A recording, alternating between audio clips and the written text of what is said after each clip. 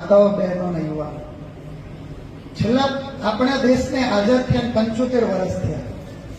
ઘણી બધી ચૂંટણી હોય, ધારાસભ્ય ચૂંટણી હોય, લોકસભાની ચૂંટણી હોય, તાલુકા પંચાયત, જિલ્લા પંચાયત. આપણને બધાને એવું લાગે છે કે 2024ની ચૂંટણી સૌથી મહત્વની ચૂંટણી છે. આ સૌથી સ્પેશિયલ ચૂંટણી છે આપણા માટે. હમણાં પ્રવચનમાં કીધું કે જો આ ચૂંટણીમાં આપણે હારી ગયા તો હવે ચૂંટણી જ નહીં થાય, લોકશાહી ખતમ થઈ જશે. હું એનાથી એક સ્ટેપ આગળ કહું કે આપણે બધાએ બેન માની અને ગેનીબેનને ઉભા રાખ્યા છે. જો આપણે ગેનીબેનને સપોર્ટ નહીં કરીએ તો બનાસકાંઠામાં કોઈની તાકાત નથી કે બીજી વાર આપણી સામે લડશે. દેશનો છોડી દો, અહીંયાનું આપણું કરો.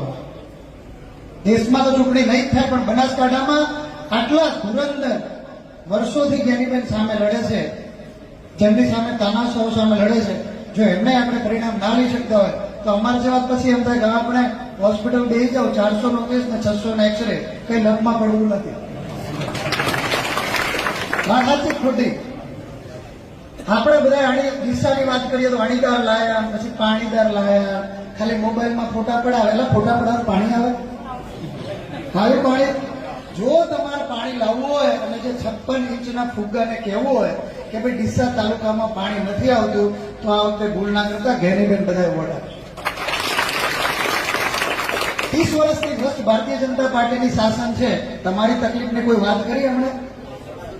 એમને પૈસા ભરવા હોય, બેંકો ખાવી હોય, બેંકો લૂંટવી હોય, ભ્રષ્ટાચાર કરવો હોય, પુલ ખાવા હોય, પુલ લૂંટવા હોય, તો એમનું બધું થઈ જાય, પણ આપણું પાણી નથી આવતું એની કોઈ ચર્ચા નથી. તો આ વખતે આપણે કોઈએ ભૂલ કરવાની નથી. પછી એવું ના કહેતા રમેશભાઈ હવે તમે આવો, એમ કે તમે તમારી રીતે રોણો રોણા લીધું, પછી અમે આવશું નહીં. અત્યારે એ લોકો ખૂબ બધી વાતો કરે છે. રામ આયા એટલે તો 5 લાખ વોટથી જીતશું. અલ્લા ભાઈ મૂર્ખાઓ, રામ તો પહેલા હતા, રામ આજે છે, રામ કાલે રહેશે જયારે તમે નહીં હો ત્યારે. તમારામાં તાકાત હોય વિજય માલ્યા લાવો. હજારો કરોડ રૂપિયા ગરીબોના લઈને વિદેશ ભાગી ગયો લલિત મોદી, વિજય માલ્યા.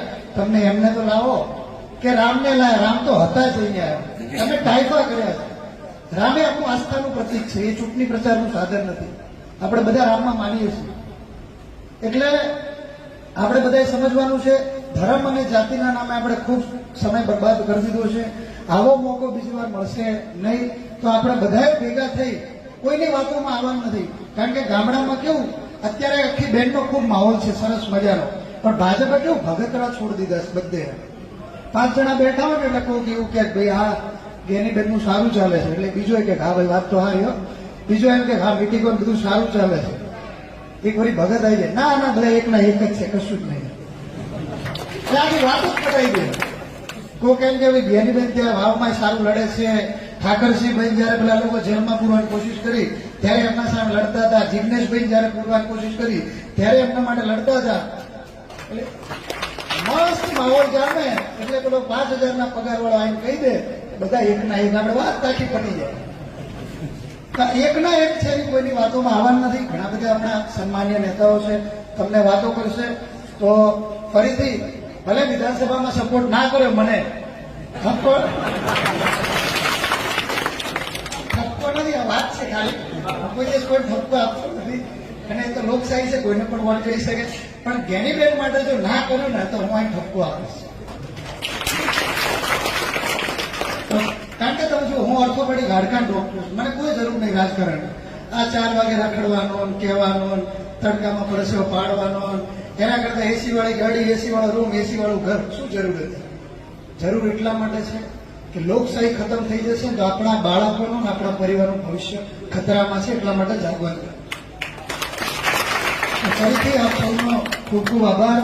બનાસની બેન આમ તો નહીં થાય ભાઈ, સુરતથી દિલ્હીથી પ્રોગ્રામ આવે. બનાસની બેન, થેન્ક યુ, ખૂબ ખૂબ.